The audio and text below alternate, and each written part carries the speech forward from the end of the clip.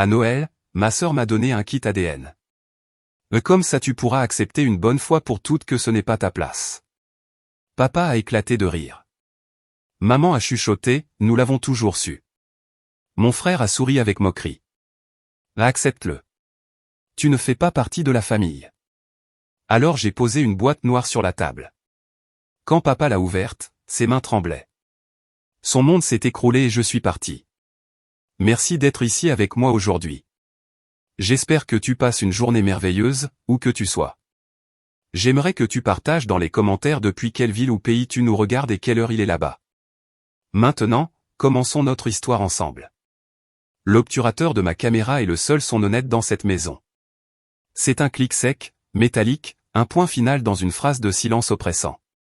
Il coupe l'air lourd, chargé du parfum sucré et funèbre délices que ma mère insiste à mettre dans chaque coin.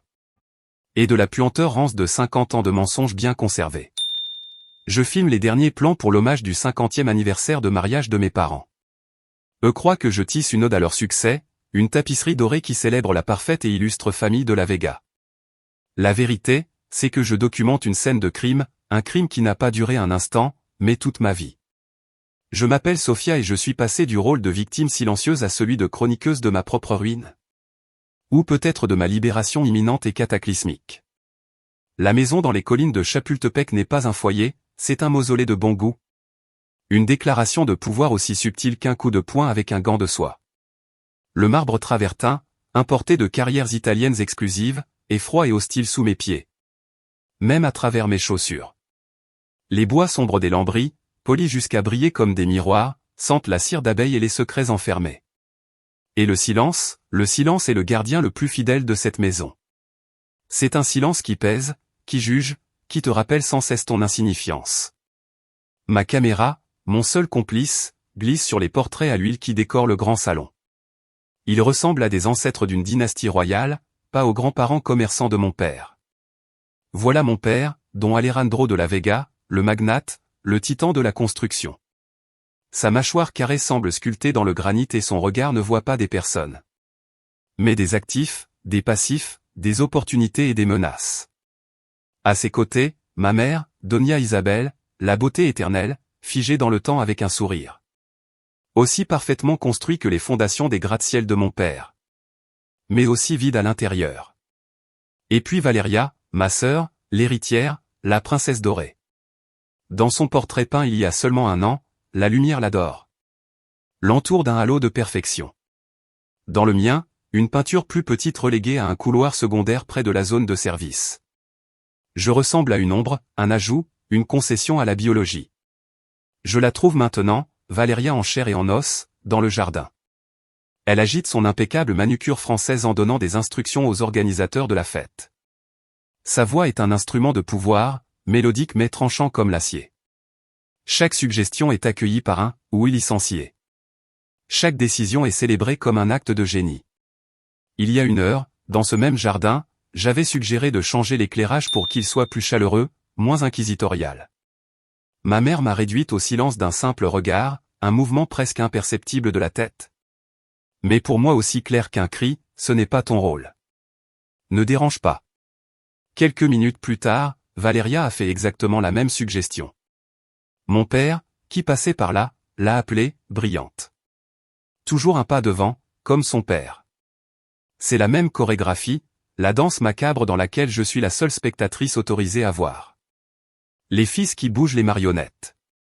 Je me souviens d'un Noël. J'avais 8 ans et mon cadeau avait été oublié derrière une armoire. Ou de ma remise de diplôme à laquelle mon père n'est pas venu. Prétextant une réunion d'affaires urgente qui, en réalité, était une partie de golf avec un sénateur. Chaque mépris était une pierre de plus dans le mur qu'ils ont construit autour de moi. Sophia, ma chère, tu ne devrais pas faire quelque chose d'utile? La voix de ma tante Elena est comme de la soie trempée dans du poison. Elle s'approche en silence, son parfum cher et lourd m'étouffe. Valeria organise un événement pour 200 des personnes les plus importantes du Mexique. Et toi tu continues à jouer avec ta petite caméra? Un passe-temps si coûteux. J'espère au moins que la vidéo sera décente, pour l'honneur de ton père. Elle sourit, mais pas ses yeux. Ses yeux me déshabillent, me jugent et me trouvent insuffisante. Toujours. J'acquiesce, forçant un sourire qui se sent comme du verre brisé sur mes lèvres. Je capture l'essence de la famille, tante. Chaque détail est important. Elle ne comprend pas la menace cachée dans mes mots. Personne ne la comprend. Ils croient que je suis l'artiste fragile, la brebis noire rêveuse qui n'a jamais réussi à s'intégrer dans leur monde de contrats et d'apparence. Ils ont cultivé cette image de moi avec autant de soin qu'ils soignent leur rosier primé. C'est une cage confortable, et eux, les geôliers qui se plaignent de l'oiseau qui ne chante pas. Mais cet oiseau a observé, a écouté et a enregistré. Ma caméra n'est pas un jouet, c'est mon arme. Mon documentaire n'est pas un hommage, c'est une accusation. Et ce soir, au sommet de leur gloire, devant tout leur monde, je vais projeter la vérité. Une vérité qui sent la terre fraîche d'une tombe. L'obturateur résonne encore. Clic. Un son honnête, le dernier qu'ils entendront avant l'effondrement. La recherche n'a pas commencé avec une révélation, mais avec un ordre humiliant. Il y a 3 mois, mon père, avec son mépris théâtral habituel, m'a confié la tâche de ranger son ancien bureau dans l'aile ouest de la maison. Un espace scellé par le temps et la poussière depuis presque 20 ans. Il voulait le transformer en cave à vin. Selon lui, la tâche était parfaite pour moi. Ennuyeuse, sans importance, ne nécessitant aucun grand intellect. C'était sa façon de me rappeler ma place. Je me rappelle y être entré enfant par accident, et le cri que mon père m'avait lancé m'avait glacé le sang. « Ne reviens jamais ici », avait-il rugi. Et maintenant, ironiquement, c'est lui qui me donnait la clé. C'est là, parmi des liasses de plans architecturaux jaunis et des cartons de comptabilité avec l'ancien logo de l'entreprise disparue, que je l'ai trouvée. Elle n'était pas en évidence. Elle était cachée, glissée dans un gros livre de comptes de 1990.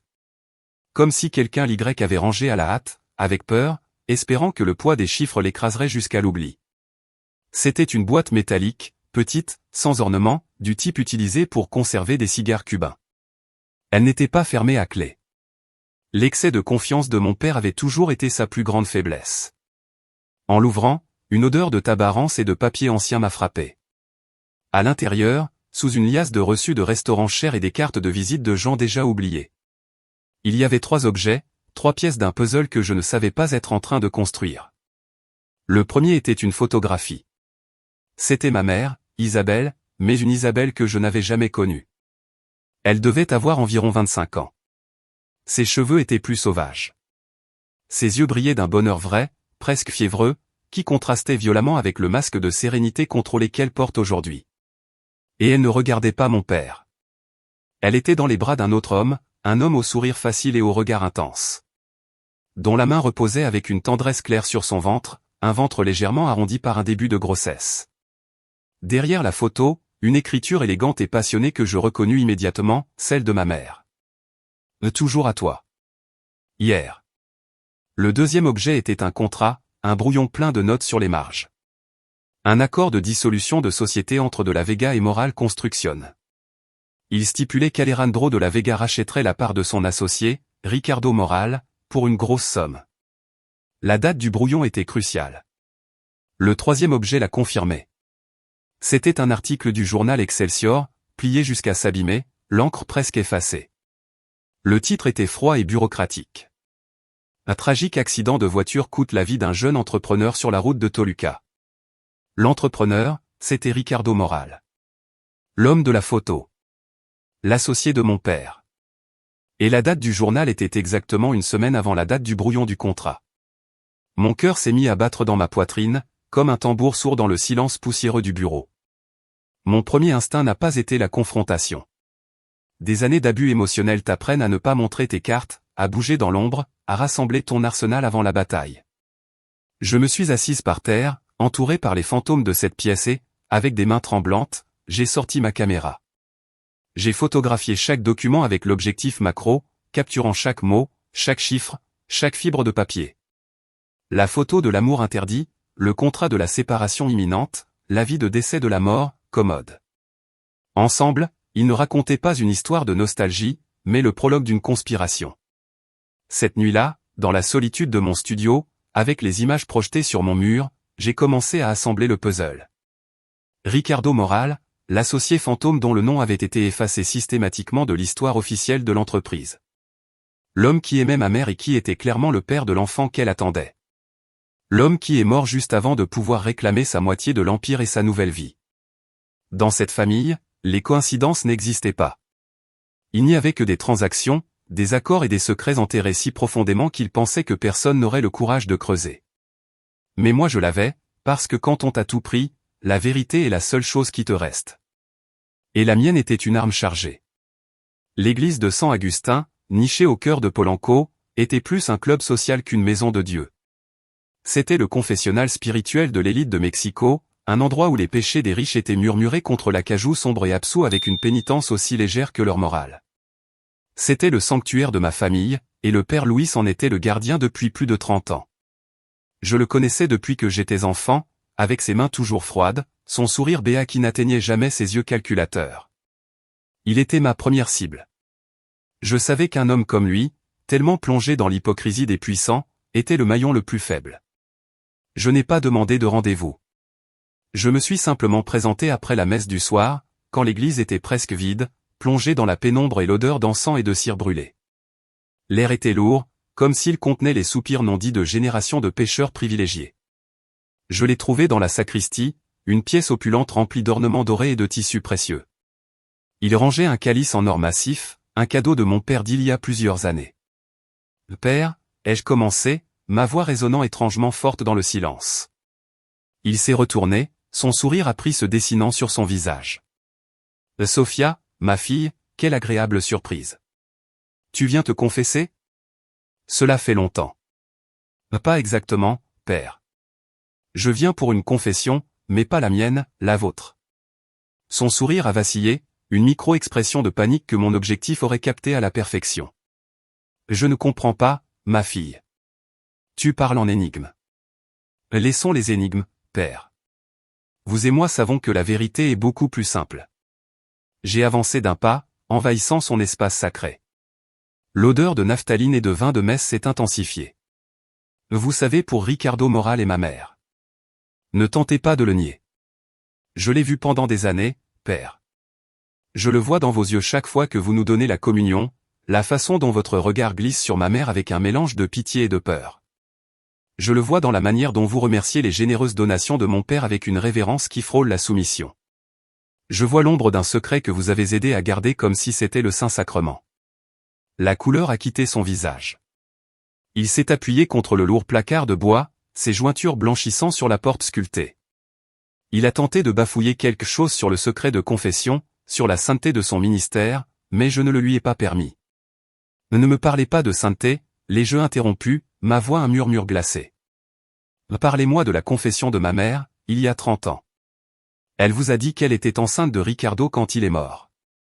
Elle vous a dit que mon père le savait et qu'il l'avait menacé. Elle vous a dit sa peur ? Ou elle vous a seulement dit ce dont elle avait besoin pour pouvoir dormir la nuit en vivant un mensonge sanctifié par votre absolution ? Je lui ai montré une copie de la photo sur mon téléphone. Ses yeux se sont ouverts d'horreur, une horreur qu'il n'a pas pu cacher. Le père Louis s'est effondré. Pas physiquement, mais spirituellement. Son masque de piété s'est brisé, révélant l'homme faible et apeuré qui se cachait dessous. L'aile était brisée, a-t-il murmuré en fixant le sol de marbre comme s'il allait l'avaler. Elle est venue à moi dans la nuit, une fois. Elle craignait pour sa vie et celle du bébé qu'elle attendait. Ton père est un homme intense, il l'a toujours été, violent dans son orgueil. Elle a pris une décision pour survivre, pour protéger sa fille, la protéger en appelant cette fille Valéria et en la donnant à ton père comme un trophée de guerre. Et qu'est-il arrivé à l'amour de sa vie, père ? Avez-vous prié pour l'âme de Ricardo Moral ? Ou avez-vous seulement prié pour que son fantôme ne revienne jamais réclamer ce qui lui appartenait ? Il a levé les yeux et, pour la première fois, j'ai vu quelque chose qui ressemblait à de la honte véritable. Je t'ai toujours conseillé de pardonner, Sophia. Je t'ai toujours dit que le pardon apporte la paix. Vous m'avez conseillé d'être soumise, ai-je corrigé, ma voix dure comme le diamant. Vous m'avez conseillé d'accepter ma place. Vous avez confondu la paix avec le silence, père. Et votre silence a permis qu'une injustice devienne le fondement de cette famille. Votre silence a aidé le mal à prospérer sous ce même toit que vous appelez sacré. Je me suis tourné pour partir. Ne vous inquiétez pas, ai-je dit sans le regarder. Je ne révélerai pas votre complicité ce soir. Votre jugement ne sera pas avec moi. Vous devrez vivre avec votre conscience et avec votre Dieu, si vous osez encore le regarder en face. Je suis sorti de l'église et j'ai respiré l'air pollué de la ville, qui me paraissait infiniment plus pur que l'atmosphère sanctifiée que je venais de quitter. J'avais tiré le premier fil, et la tapisserie de mensonges avait commencé à se défaire de façon irréversible. Il n'y avait plus de retour possible. La confession du prêtre était la confirmation morale. Maintenant, j'avais besoin de la connexion humaine, de la pièce vivante du puzzle de Ricardo Moral. L'enquête m'a mené à travers un labyrinthe de registres publics, d'archives numérisées et d'articles oubliés dans les bibliothèques de journaux. Ricardo n'était pas seulement un nom sur un contrat. Il avait laissé une trace faible mais perceptible. Et cette trace m'a conduite à son secret le mieux gardé, un fils d'une relation précédente, un fils qui portait son nom et qui avait été volontairement écarté. Carlos Moral. Le retrouver n'a pas été facile. Il vivait à Querétaro, loin du cercle social de la capitale, comme si une force invisible l'avait tenu à distance. Il était ingénieur civil, un homme qui, avec une ironie cruelle, construisait des ponts et des bâtiments, tout comme celui qui avait détruit son père. J'ai tout de suite su que l'aborder directement avec la vérité serait une erreur catastrophique. Un traumatisme comme le sien, celui d'être le fils illégitime d'un prétendu suicidé, crée des murs de méfiance. Il me fallait une clé, pas un bélier. Alors j'ai utilisé ma profession. Je lui ai envoyé un email formel et mesuré, me présentant comme Sofia Vega, une documentariste indépendante spécialisée dans les histoires d'entreprise. Je lui ai expliqué que je travaillais sur une série sur les héritages interrompus, centrée sur les alliances prometteuses des années 80 et 90 qui s'étaient terminées brutalement. J'ai mentionné que le nom de son père, Ricardo Moral, était apparu comme une figure clé dans les débuts de la géante construction de la Vega. Je lui ai demandé s'il accepterait de parler avec moi, pas pour remuer les blessures, mais pour honorer la mémoire et la vision entrepreneuriale de son père. Le mot « honorer » a été l'appât. La réponse a mis 3 jours à arriver, 3 jours pendant lesquels j'ai à peine dormi. Elle était courte et prudente, comme je l'attendais. Il acceptait un appel téléphonique, rien de plus. Quand nous avons parlé, sa voix était grave, teintée d'un scepticisme si dense que je pouvais le sentir à travers la ligne. « Écoutez, mademoiselle Vega, dit-il, d'un ton professionnel mais distant. Je ne sais pas quelle histoire on vous a racontée, mais l'histoire de mon père est simple et triste. C'était un homme bien qui a pris une mauvaise décision à un mauvais moment et a mis fin à ses jours dans un accident. Fin de l'histoire. C'est l'histoire officielle, monsieur Moral, ai-je répondu calmement, ma propre voix soigneusement modulée. Celle qu'on raconte dans les rapports. Mais mon travail consiste à trouver l'histoire réelle, celle qui se cache entre les lignes. Et l'histoire que je découvre suggère que votre père n'était pas un homme qui abandonnait. C'était un homme sur le point de commencer une nouvelle vie, pas de la terminer. Il y a eu un long silence. Je pouvais entendre sa respiration, un son presque imperceptible. La curiosité luttant contre des années d'autoprotection. « Mais qu'est-ce que vous savez » demanda-t-il enfin, le mur de sa formalité montrant la première fissure. « Je sais qu'il aimait une femme. Je sais que cette femme attendait un enfant de lui. Et je sais qu'il est mort une semaine avant que mon père, Alejandro de la Vega, ne devienne l'unique propriétaire de l'entreprise multimillionnaire qu'ils ont bâtie ensemble. » Un autre silence, cette fois chargé d'une tension électrique. « Venez à Querétaro, dit-il finalement, sa voix devenue un chuchotement rauque. Nous devons parler en personne. Nous nous sommes retrouvés dans un café sans prétention, loin des lieux tapas à accent grave-l'œil que ma famille fréquentait. C'était un homme grand, aux épaules larges, avec un regard qui semblait porter le poids du monde. J'ai posé sur la table les copies de mes preuves, la photo, le contrat, la coupure de journal. Il les a regardées, ses mains fermes, mais une veine battant à sa tempe révélait son agitation intérieure. Quand j'ai fini de lui raconter tout ce que je savais, il n'a rien dit pendant plusieurs minutes. Il regardait simplement la photo de son père, avec une expression de douleur et de colère contenue qui transformait son visage. Enfin, il a levé les yeux et ses yeux, si semblables à ceux de Ricardo, ont croisé les miens. « Je l'ai toujours su, dit-il à voix basse, mais avec une férocité qui m'a fait frissonner. Au fond de mon âme, j'ai toujours su qu'il ne s'était pas suicidé. J'étais un enfant, mais je le connaissais. C'était un battant. J'ai passé ma vie à entendre que la honte l'avait tué. Quelle belle commodité de mensonge pour l'homme qui a tout gardé. » Il s'est penché sur la table, son corps vibrant d'une énergie contenue. Votre argent ne m'intéresse pas, mademoiselle Vega. Vous pouvez le garder. Ce que je veux, c'est la justice. Je veux que le nom de mon père soit réhabilité et je veux que l'homme qui lui a tout arraché paie. Je veux le voir tomber. À cet instant, la formalité s'est dissipée. Je suis Sophia, lui ai-je dit, ma voix douce mais ferme. Et cet homme m'a aussi tout arraché à moi. Nous ne sommes pas des étrangers, Carlos. Nous sommes de la famille. La seule vraie famille qu'il nous reste probablement à tous les deux. Il a acquiescé lentement, une nouvelle détermination durcissant ses traits. Alors, Sophia, dit-il, et pour la première fois une étincelle de feu a brillé dans ses yeux. Quel est le plan? Pour détruire un empire construit sur l'image et le lignage, j'avais besoin d'une preuve irréfutable, d'une vérité biologique qu'aucun mensonge, aussi élaboré soit-il, ne pourrait tordre. J'avais besoin de l'ADN de Valeria. Je savais que l'obtenir par la force ou par une tromperie directe était impossible. Valeria était paranoïaque et entourée d'un cercle de loyauté acheté avec de l'argent. Donc, le plan ne pouvait pas reposer sur la force brute, mais sur une précision chirurgicale, une manipulation aussi subtile et élégante que celle que ma propre famille avait perfectionnée et utilisée contre moi pendant des années. Valeria était une créature d'habitude, et sa vanité était son talon d'Achille. Une vulnérabilité aussi grande que son ego. Elle avait un rendez-vous sacré le premier mardi de chaque mois chez le Clat, le salon de beauté le plus exclusif et ostentatoire de la ville, pour un traitement capillaire revitalisant japonais qui coûtait plus que mon loyer de 3 mois. C'était mon point d'entrée. Un plan s'est formé dans mon esprit, détaillé et risqué. Je l'ai expliqué à Carlos, qui a d'abord douté de sa complexité, puis a souri en reconnaissant le génie machiavélique que nous partagions. Une semaine avant le rendez-vous de Valeria, j'ai exécuté la première phase. J'ai utilisé un téléphone prépayé et un logiciel pour déformer légèrement ma voix, juste assez pour la rendre méconnaissable, tout en gardant un ton féminin, efficace et légèrement stressé. Le ton universel des assistantes de direction. Bonjour. J'appelle du bureau de la licenciée Valeria de la Vega, ai-je dit avec entrain à la réceptionniste du salon. J'appelle pour confirmer son soin mardi prochain à 16 h. Et aussi pour vous faire une demande très spéciale de la part de la licenciée. La réceptionniste, dont le ton mielleux révélait sa formation pour gérer la clientèle la plus exigeante, a répondu servilement, dites-moi, en quoi pouvons-nous servir la licenciée? La licenciée de la Vega est pressentie pour le prix femme altruiste de l'année pour son travail philanthropique, ai-je menti avec aisance. Dans le cadre de sa campagne, elle soutient une nouvelle initiative caritative, Fils d'espoir. Il collecte des cheveux pour fabriquer des perruques pour enfants atteints de cancer et sans ressources. Elle voudrait donner les cheveux qui tomberont pendant le soin et le brossage. C'est très important pour son image publique.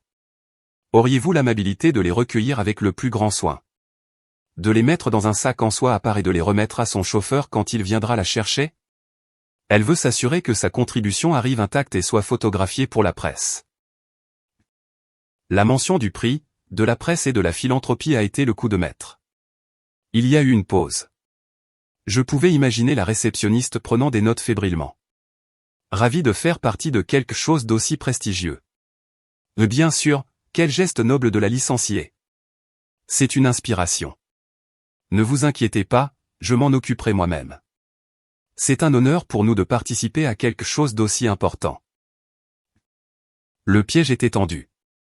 Je faisais appel à l'image publique de Valeria, à son besoin insatiable d'être vue comme magnanime et charitable. C'était une demande qu'elle ne remettrait jamais en question, parce qu'elle la faisait bien paraître. Un acte de vanité déguisé en altruisme. La refuser aurait été impensable. Le mardi du rendez-vous, Carlos a tenu son rôle à la perfection. Il a mis un costume discret et a conduit une voiture noire de location, en attendant patiemment à un pâté de maison du salon. Moi, j'observais depuis la terrasse d'un café de l'autre côté de la rue, le cœur battant d'un mélange de panique et d'euphorie. J'ai vu Valeria sortir, ses cheveux brillants sous le soleil, son air de supériorité intact, inconsciente du filet qui se refermait autour d'elle. Quelques minutes plus tard, comme prévu, une des coiffeuses principales est sortie en courant du salon et a remis à Carlos, le prétendu chauffeur, un petit sac en soie blanche avec le logo doré du salon. À l'intérieur, notre trésor, des dizaines de longs cheveux foncés, chacun un filament de vérité. Le même après-midi, dans le petit appartement de Carlos, nous avons préparé l'échantillon avec un kit acheté sur Internet. Nous l'avons soigneusement emballé, avec un de mes échantillons pour comparaison et contrôle, et l'avons envoyé par un service de messagerie internationale à un laboratoire privé à Houston, au Texas. Nous avons utilisé de faux noms et payé des frais d'urgence avec une carte de crédit prépayée. Nous ne pouvions pas prendre le risque d'utiliser un labo local qui pourrait avoir des liens avec l'immense pouvoir de mon père. Pendant que le colis franchissait la frontière, j'ai ressenti un calme étrange.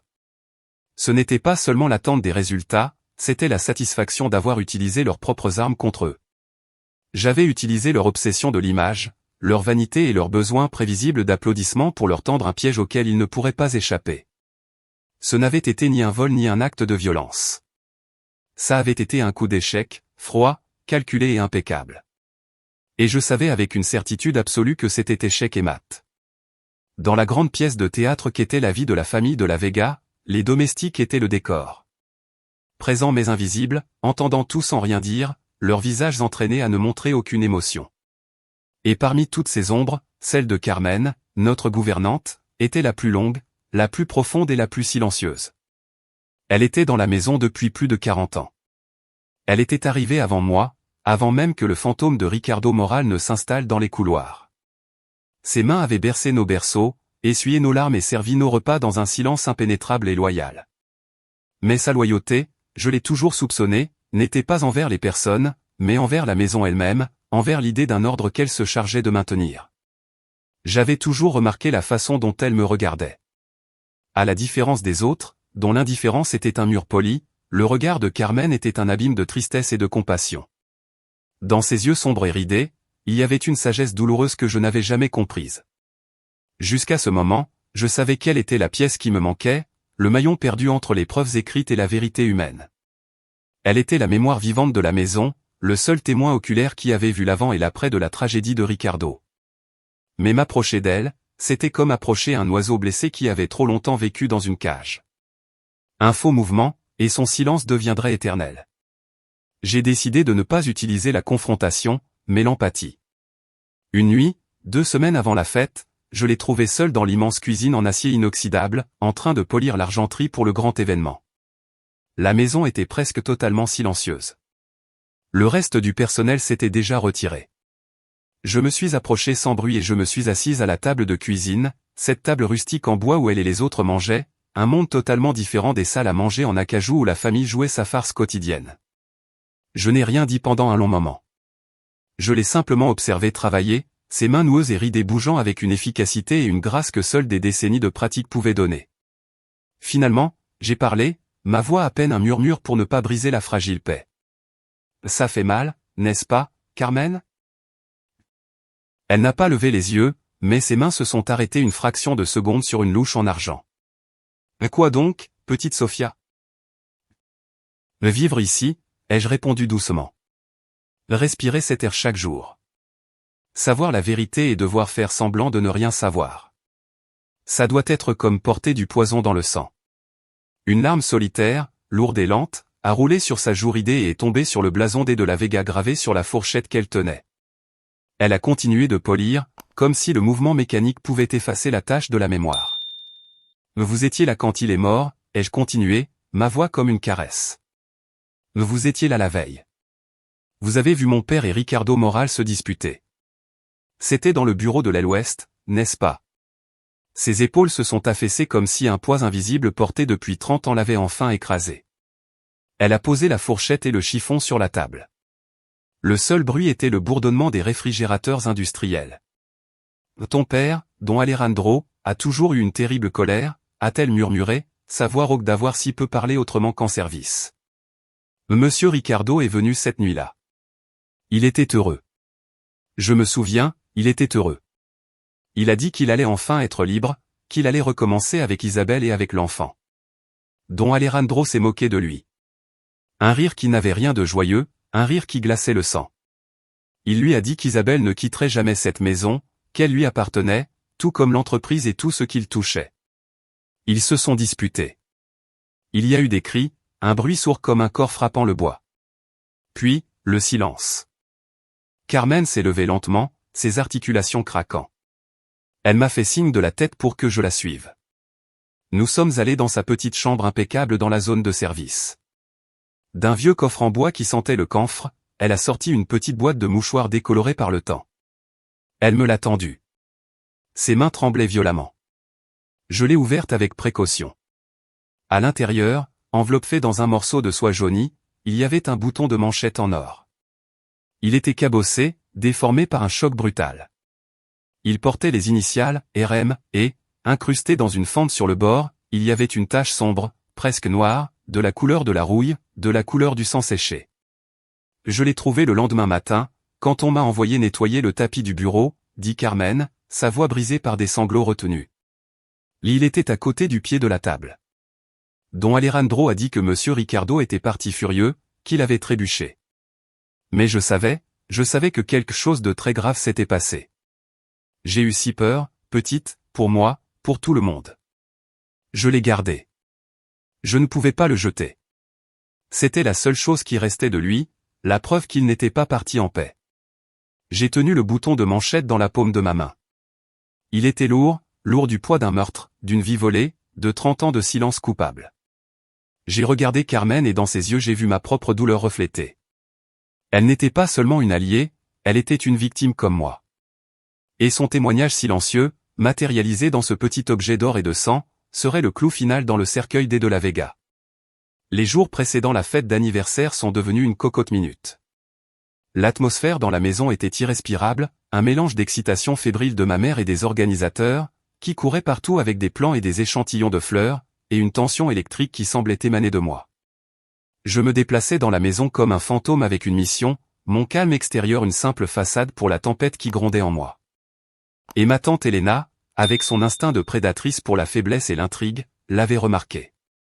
Elle avait toujours été la principale complice de mon père, son espionne dans la maison, la gardienne de son héritage.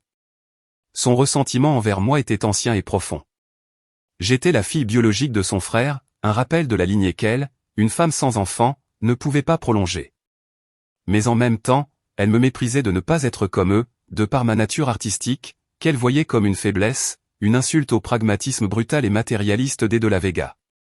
Pour elle, l'art était quelque chose qu'on achetait pour accrocher au mur, pas quelque chose qu'une personne respectable faisait pour vivre. Elle a commencé à m'observer avec une intensité nouvelle. Ses visites à la maison sont devenues plus fréquentes. Elle apparaissait sans prévenir, sous prétexte de superviser les préparatifs, mais ses yeux de faucon scrutaient chacun de mes gestes. Je me trouvais dans mon studio à revoir mes notes et le scénario du documentaire, et elle entrait sous prétexte de m'apporter une tasse de thé, ses questions apparemment anodines chargées de venin. Un temps de travail pour cette petite vidéo, nièce. Es-tu sûr qu'elle sera à la hauteur de l'occasion? Ton père attend la perfection, tu le sais. Un événement comme celui-ci ne tolère pas les erreurs d'amateurs. Un après-midi, j'ai commis une erreur, ou peut-être que le destin m'a forcé à la commettre. J'ai reçu l'appel du laboratoire de Houston avec les résultats de l'ADN. L'émotion m'a envahi et, un instant, j'ai baissé ma garde. J'ai laissé mon carnet de recherche ouvert sur mon bureau en sortant sur le balcon pour prendre l'appel. Quand je suis revenu, le carnet avait été légèrement déplacé et le regard de ma tante Elena quand je l'ai croisé dans le couloir était différent. Il n'y avait plus seulement du soupçon, il y avait un éclat de triomphe malicieux. Elle avait vu quelque chose. Cette nuit-là, je l'ai entendu. La porte du bureau de mon père était entr'ouverte et je passais par là. Sa voix était un sifflement urgent, comme celui d'un serpent. Alejandro, tu dois m'écouter. Cette fille prépare quelque chose. J'ai vu son carnet. Elle a des noms, des dates. Le nom de Ricardo Moral était là, souligné. Elle fouille dans le passé, je te le dis. Elle est obsédée. Elle est dangereuse. J'attendais que mon père s'inquiète, qu'il agisse. Au lieu de ça, sa réponse a été un éclat de rire arrogant, un rire si fort et méprisant qu'il a résonné dans toute la maison. Pour l'amour de Dieu, Elena, et alors si elle fouille? C'est Sofia. Ce n'est rien d'autre qu'une petite idiote jouant à la détective avec sa caméra.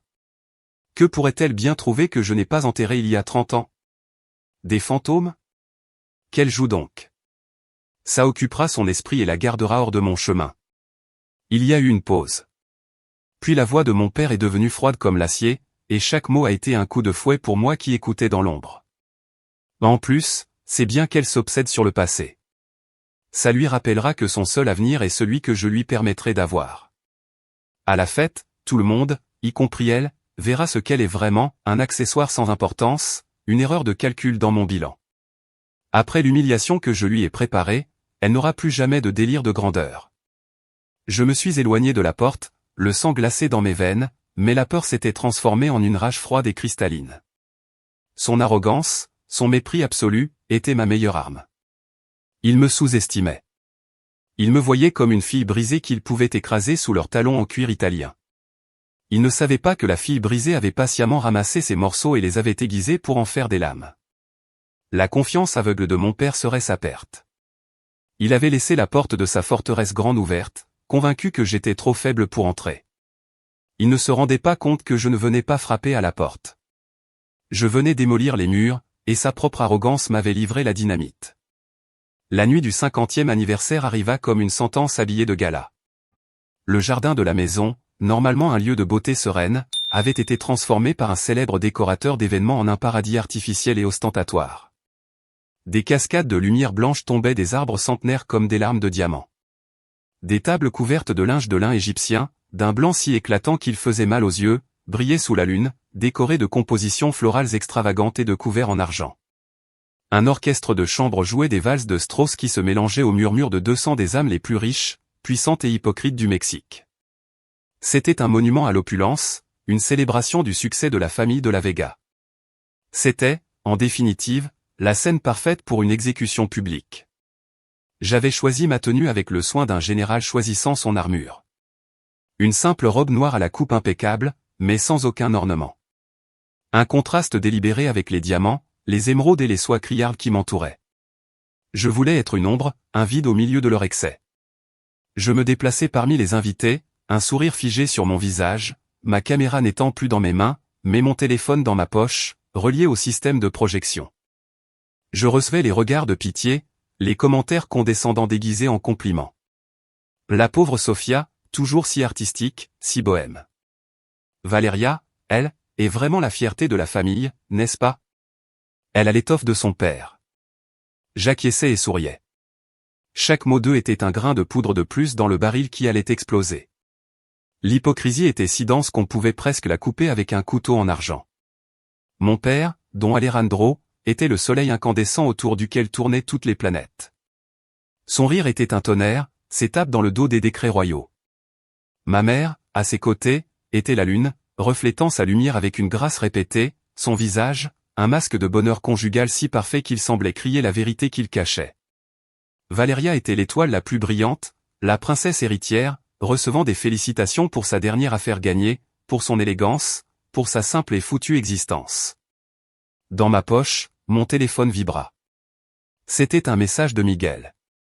Il était dans la cabine de projection, au fond du jardin, déguisé en technicien du son. Tout est prêt, directrice. Le projecteur est connecté à ton appareil. À ton signal. Je répondis simplement, attends le signal. Reste ferme. Le clou de la soirée arriva après le dîner, avec le dessert et le champagne. Le toast. Mon père prit le micro, sa présence emplissant la scène illuminée. Il remercia ses invités, sa chère épouse Isabelle, le pilier de ma vie et l'architecte de mon bonheur, puis ses yeux se posèrent sur ses filles. Une vie de travail ne signifie rien si tu n'as personne à qui la laisser, proclama-t-il, sa voix résonnant d'un faux sentimentalisme qui me donna la nausée. Et moi, j'ai eu la bénédiction d'avoir 2 filles. L'une, la fierté de ma vie, ma successeur. Il regarda Valeria, et l'amour sur son visage paraissait presque réel. Valeria, ma brillante avocate, ma guerrière, pour célébrer ton succès et l'avenir brillant qui t'attend, ta mère et moi voulons t'offrir un petit cadeau. Sur l'écran géant derrière lui apparut l'image d'un spectaculaire penthouse de 3 étages, rue Ruben Dario, au cœur de Polanco. Un souffle collectif parcourut l'assemblée, suivi d'applaudissements tonitruants. Valeria s'avança, embrassa mon père sur la joue, ses yeux brillants de larmes de gratitude. Puis, le sourire de mon père se transforma en quelque chose de cruel et ses yeux me cherchèrent dans la foule. Les voici aussi Sofia, mon artiste.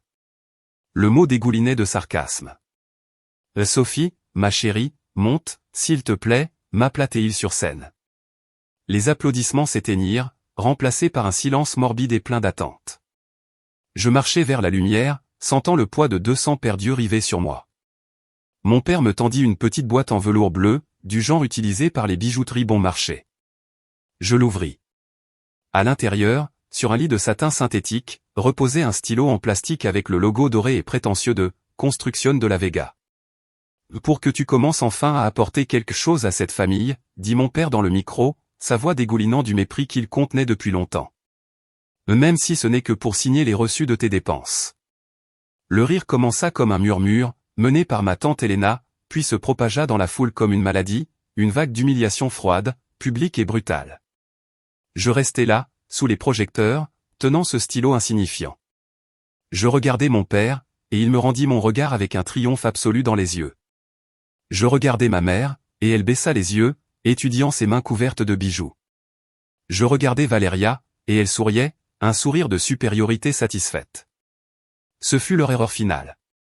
Ils crurent m'avoir brisé. Ils crurent m'avoir remise à ma place. Mais la seule chose qu'ils firent fut de me donner le signal que j'attendais. Je serrai le stylo en plastique dans ma main. Je sentis sa légèreté, sa texture bon marché, l'insulte calculée dans son design prétentieux. L'écho des rires flottait encore dans l'air nocturne, se mêlant à l'odeur des lys et de l'hypocrisie. Je levai les yeux, non pas avec des larmes comme ils l'espéraient, mais avec un calme qui les désarma. Je regardai directement mon père, mes yeux secs, mon visage une parfaite sérénité. Je pris le micro qu'il avait laissé sur le pupitre, mes gestes lents et délibérés.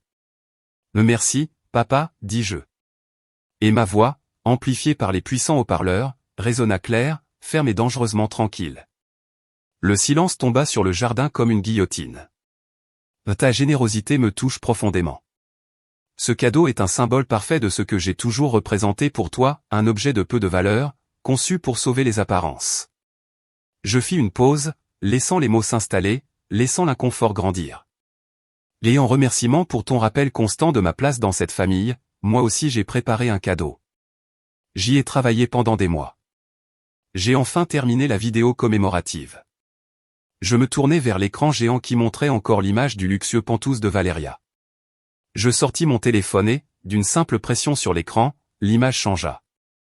L'opulence disparut, remplacée par un écran noir. Puis un titre apparut, en lettres blanches et élégantes, dans une typographie qui imitait les génériques d'un film noir. L'héritage d'ombre, la véritable histoire des de la Vega. Un murmure de confusion et d'anticipation parcourut la foule. Je vis mon père froncer les sourcils, une ombre de doute traversant son visage pour la première fois de la soirée. Je vis ma mère agripper le bras de sa chaise, ses jointures blanchies. La première image apparut, une vidéo familiale, granuleuse, tremblante, d'une jeune Isabelle riant aux éclats sur la plage, son visage rempli d'une joie si pure et sauvage qu'elle semblait une personne totalement différente. À ses côtés, Ricardo Moral la regardait avec une adoration palpable, un regard qui dépassait la simple amitié. Ma voix enregistrée, que j'avais répétée jusqu'à ce qu'elle soit dénuée de toute émotion, froide et clinique comme celle d'un médecin légiste, commença. Chaque famille a son histoire officielle, un récit poli qu'on raconte aux étrangers. La nôtre parle d'un homme qui s'est fait tout seul, d'une épouse dévouée et d'un succès construit sur le travail acharné et la vision. Mais comme toute bonne construction, la nôtre a des fondations que personne ne veut voir. Des fondations ancrées dans le mensonge et arrosées de larmes et de sang. L'écran passa à une image nette en haute résolution du contrat de société de la Vega et Moral Construction. Puis, à la photographie que j'avais trouvée dans le sous-sol, ma mère et Ricardo, sa main posée protectrice sur son ventre. Voici Ricardo Moral, l'associé, l'ami, le génie créatif. Et le véritable amour de la vie de ma mère. Un souffle collectif, aigu et audible, traversa le jardin. J'ai vu ma mère fermer les yeux, comme si cela pouvait faire disparaître l'image. Le documentaire a continué, un montage implacable que j'avais monté avec la précision d'un chirurgien. Entre des images de l'opulence de notre vie faite sur des yachts, vacances à Gstad, sourires faux lors d'événements caritatifs et les documents que j'avais trouvés, chacun apparaissant à l'écran avec ses dates et détails surlignés. L'ébauche du contrat de dissolution. La coupure de journal avec l'avis de décès de Ricardo. L'histoire officielle, celle que mon père raconte depuis 30 ans, dit que Ricardo Moral est mort dans un tragique accident de voiture, possiblement un suicide à cause de dettes de jeu, a continué ma voix, chaque mot comme un coup de marteau. Mais la vérité, c'est que Ricardo ne prévoyait pas de mourir, il prévoyait de vivre. Il prévoyait de quitter l'association, de prendre sa moitié de la fortune qu'il avait aidé à créer, et de commencer une nouvelle vie avec ma mère et avec la fille qu'elle attendait. La caméra de mon documentaire, dans un enregistrement que j'avais fait sans qu'elle le sache, s'est arrêtée sur le visage de Valeria, assise au premier rang, en train de rire lors d'un événement mondain. Puis l'écran s'est divisé en deux. D'un côté, Valeria. De l'autre, une photo d'un jeune Ricardo Moral. En utilisant un logiciel de morphologie faciale, les deux images ont fusionné lentement, créant un nouveau visage qui était un mélange parfait des deux, une symétrie indéniable, les mêmes yeux en amande, la même ligne de mâchoire, le même sourire légèrement de travers. Le silence dans le jardin était maintenant si profond, si total, qu'on pouvait entendre le tintement nerveux de la glace dans les verres. La vérité était exposée, projetée à 10 mètres de haut pour que tout le monde la voie. Et ce n'était que le début. La première bombe venait d'exploser, la deuxième arrivait. L'image de Valeria et de Ricardo Moral fusionnant sur l'écran géant restait dans l'air comme une sentence de mort visuelle. Ma voix enregistrée revint, tranchante et dépourvue de toute émotion. Pour dissiper tout doute qui pourrait rester chez ceux qui croient plus à la science qu'à leurs propres yeux, nous avons fait une petite consultation scientifique.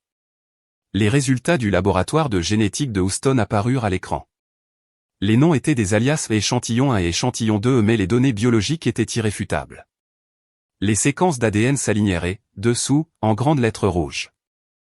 Conclusion, les sujets partagent 50% de leur ADN, ce qui correspond à une relation de demi-frères-sœurs du même père. Probabilité de cette relation, 99,9998%. Le monde de Valeria s'est brisé à cet instant. Le son qui sortit de sa gorge ne fut pas un cri, mais un gémissement. Le son d'un animal mortellement blessé. Elle s'est levée de sa chaise, les jambes tremblantes, renversant une coupe de champagne qui s'est écrasée au sol. Son regard a volé de l'écran à ma mère.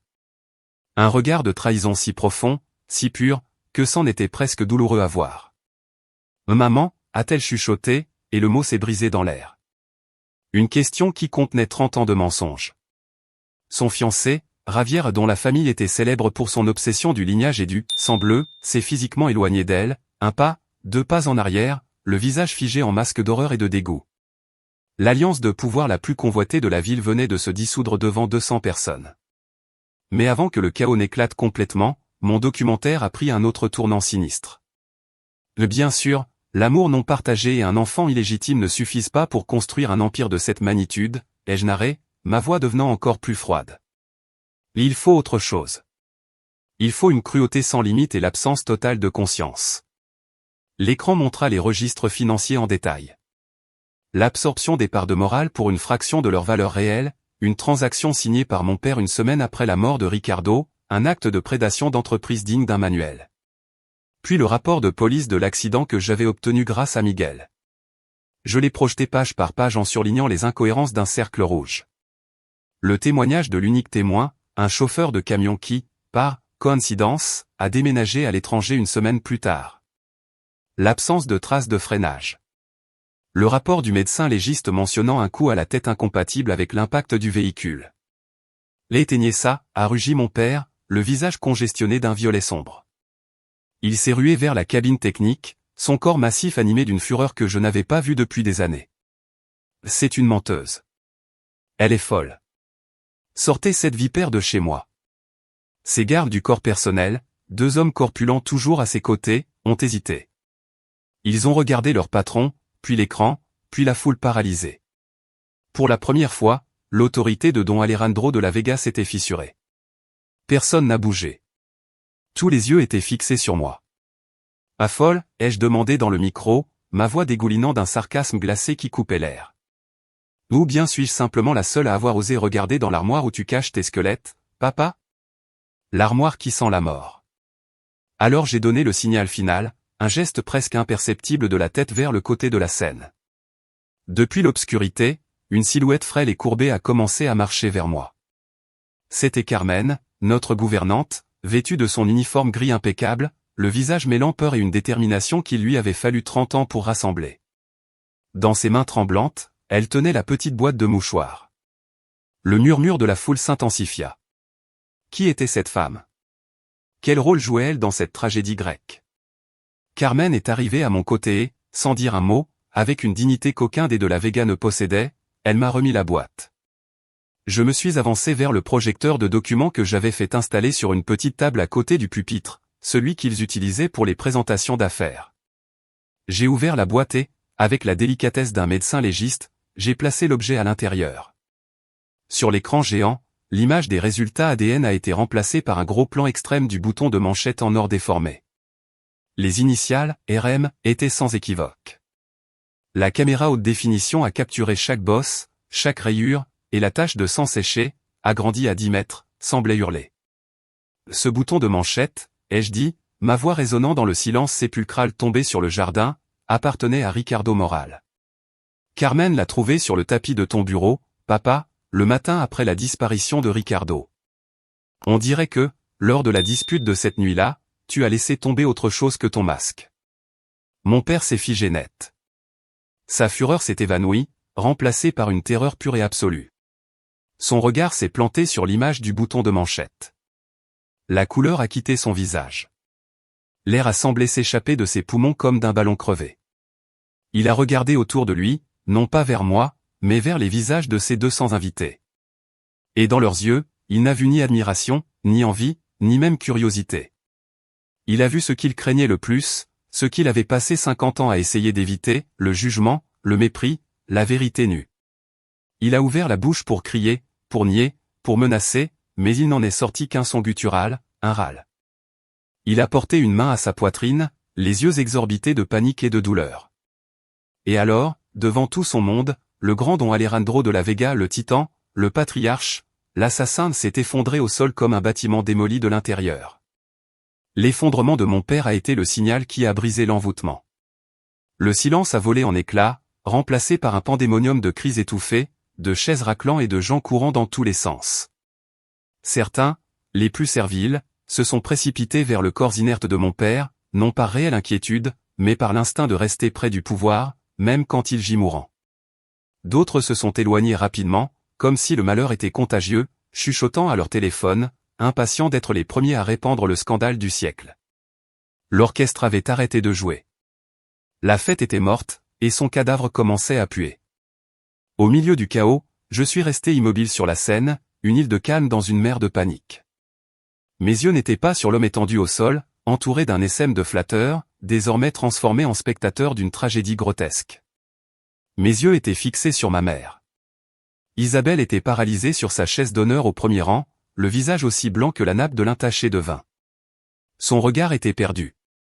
Vide, comme si son âme avait quitté son corps au moment où le jumeau était apparu sur l'écran. La laissant là, une coquille élégante et creuse, un mannequin de haute couture. Je descendis les 3 marches de la scène, mais pas silencieux sur l'herbe piétinée. Je me frayais un chemin parmi les gens qui s'écartaient de moi comme si j'étais la porteuse de la peste. Comme si la vérité que j'avais libérée était une maladie. Je m'arrêtai devant elle. Le bruit du monde, les cris, les sirènes qu'on commençait à entendre au loin, sembla s'éteindre. Il n'y avait qu'elle et moi, 2 étrangères unies par le sang, assises sur les ruines de l'empire qu'elle avait aidé à construire avec son silence. Pourquoi ? Demandai-je. Et ma voix n'avait plus la force ni la froideur d'avant. C'était seulement la voix d'une fille, une voix petite et brisée, posant la seule question qui comptait. Valeria était sa fille, la fille de Ricardo. Je peux comprendre que tu la protèges. Mais moi j'étais à toi. À toi et à lui. Pourquoi m'avez-vous haï ? Pourquoi m'avez-vous fait ça ?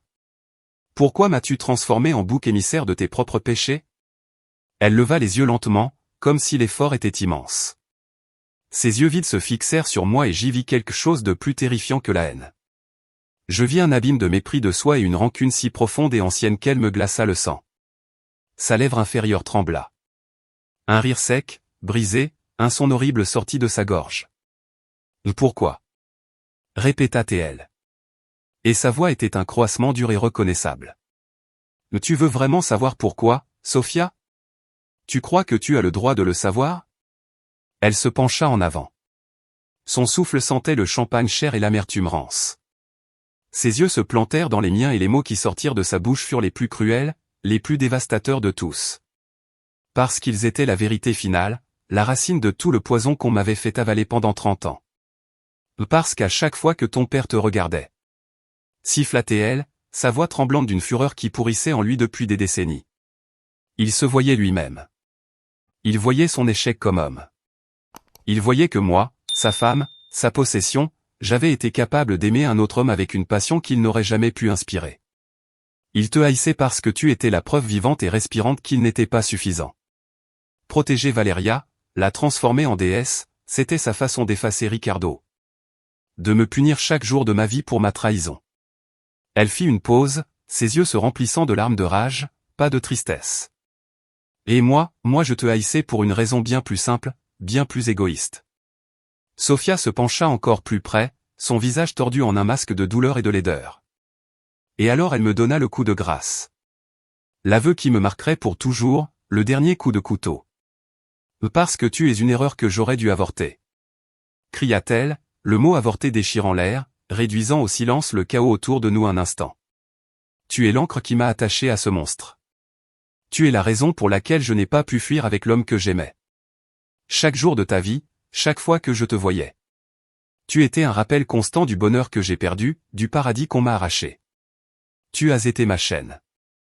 Je restais là pétrifié tandis que son venin m'enveloppait. J'étais venu chercher la justice et je l'avais trouvée. Mais j'avais aussi trouvé une vérité bien plus terrible. Je n'étais pas seulement un dommage collatéral dans la guerre de mes parents. Ma propre existence était le crime originel et la haine qu'ils m'avaient vouée n'était pas impersonnelle. Elle avait été l'acte central de leur tragédie personnelle toute ma vie. Je n'étais pas la brebis noire, j'étais le péché originel. La confession de ma mère fut une seconde détonation. Une bombe à neutrons émotionnels qui anéantit toute trace d'humanité qui aurait pu rester sur la scène.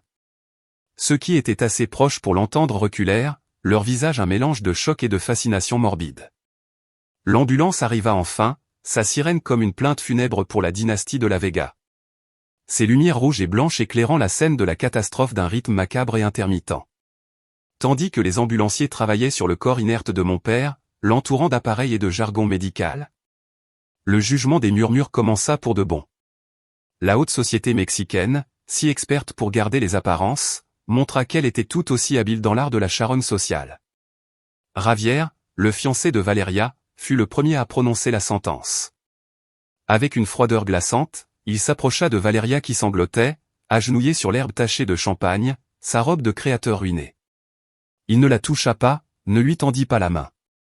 Sa voix fut tranchante, claire et délibérément publique. C'est fini, Valeria. Ma famille ne se mêle pas à ça. Le mot ça englobait le scandale, le mensonge, le sang impur. Il se retourna et partit à grands pas, son dos raide comme un verdict final. L'alliance de pouvoir la plus convoitée de la ville venait de se dissoudre devant 200 personnes. Et bientôt devant tout le pays. Ma tante Elena, se remettant du choc initial et voyant que son frère était hors d'état, trouva une nouvelle cible pour son venin. Son instinct de survie, aussi vif que celui d'un rat, la poussa à attaquer. Elle courut vers moi, son visage déformé par la rage, ses bijoux tintant à chaque pas furieux. Toi, petite vipère, tu as détruit cette famille, tu as tué ton père, tu paieras pour ça, je te le jure. Avant qu'elle ne puisse m'atteindre, une grande silhouette solide s'interposa entre nous. C'était Carlos Moral. Il était resté dans l'ombre jusqu'à ce moment, observateur silencieux, mais maintenant il fit un pas dans la lumière. Sa présence était imposante, son calme une roche face à l'hystérie de ma tante. Mais elle n'a rien détruit, madame, dit Carlos. Sa voix grave et ferme, sans la hausser, mais avec une autorité qui fit s'arrêter net ma tante. Elle a simplement allumé la lumière dans une pièce restée dans l'obscurité pendant 30 ans. Si vous n'aimez pas ce que vous voyez, la faute n'est pas à elle, mais à ceux qui ont prospéré dans l'ombre. Il se tourna vers les invités restants, les curieux, les vautours qui filmaient avec leur téléphone. Pour que ce soit clair, mon nom est Carlos Moral. Je suis le fils de Ricardo Moral, et il semble que ma famille ait quelques affaires financières et criminelles en suspens avec la famille de la Vega. Cette déclaration fut comme jeter de l'essence sur le feu. Le nom Moral courut parmi la foule. Le scandale n'était plus seulement une histoire d'infidélité et d'effondrement. C'était désormais une affaire d'héritiers perdus, de fortunes volées, de possibles meurtres. Les autres membres de la famille, mes oncles et cousins, qui m'avaient toujours traité avec un mélange de pitié et de condescendance, me regardaient maintenant avec une nouvelle expression, la peur. Ils se regroupèrent, murmurant entre eux, recalculant les alliances, s'éloignant de l'épicentre de l'explosion. Je vis mon cousin Esteban, celui qui se moquait toujours de mon manque d'ambition, évitait mon regard et emmenait rapidement sa femme vers la sortie. Comme si ma seule présence pouvait les contaminer. La loyauté des de la Vega était aussi solide que des sables mouvants. Miguel apparut à mes côtés, son visage sérieux, mais avec une lueur de triomphe dans les yeux. La police est en route. Et pas seulement pour l'ambulance. Quelqu'un, probablement un invité de l'opposition, a déjà fait fuiter l'histoire à la presse. Demain, ce sera un cirque. Il posa une main sur mon épaule.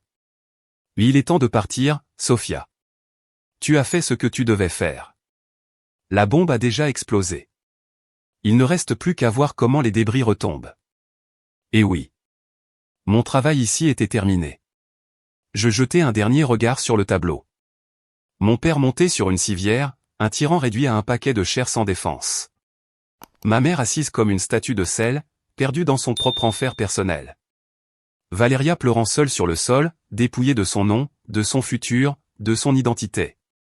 Et le reste de ma famille se dispersant comme des cafards quand on allume la lumière. Je me retournai. Carlos se plaça d'un côté, Miguel de l'autre.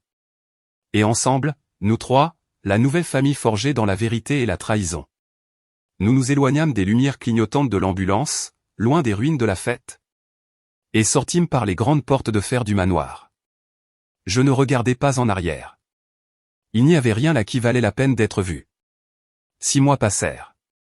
L'automne arriva à Mexico, balayant les feuilles sèches des arbres de la Reforma et la poussière du scandale le plus retentissant de la décennie. Mais les cendres étaient encore chaudes, dessous, les braises de la justice et de la vengeance continuaient à brûler. Don Alejandro de la Vega avait survécu, si on peut appeler ça vivre. L'infarctus massif ne l'avait pas tué, mais il l'avait laissé prisonnier de son propre corps. Un homme qui avait dirigé un empire avec sa voix de tonnerre et sa volonté de fer était désormais confiné à un fauteuil roulant motorisé, avec la moitié du visage paralysé en une grimace grotesque, incapable de prononcer les ordres et les menaces qui avaient été autrefois son langage. Il était assigné à résidence dans le manoir, qui ressemblait plus que jamais à une tombe dorée.